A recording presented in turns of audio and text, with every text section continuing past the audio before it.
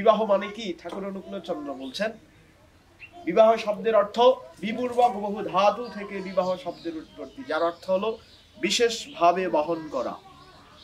ঠাকুর বলছেন যে পুরুষ বিবাহ করে না, বিবাহ করে নারী। ঠাকুর বলছেন যে পুরুষ বিবাহ করে না, বিবাহ করে নারী, পুরুষ করে উদ্বাহ, অর্থাৎ ফুলফিল, অর্থাৎ পরিপূরণ করে পুরুষ। এই জন্য বিবাহ করে নারী। এই নারী পুরুষের যে সামাজিক বন্ধন আগামীকাল অগ্নি দেবতা এবং বরুণ দেবতাকে সাক্ষী রেখে সেটি সুসম্পূর্ণ হবে।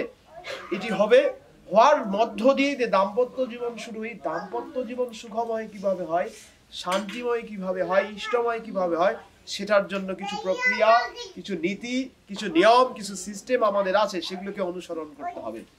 এই অনুসরণের মধ্য দিয়ে যদি আমি চলি তাহলে হয়তো দাম্পত্য জীবন সুখের হবে, শান্তিময় হবে। আর যদি সেটাকে অনুসরণ না করি তাহলে কিন্তু হয়তোবা সেই সুখের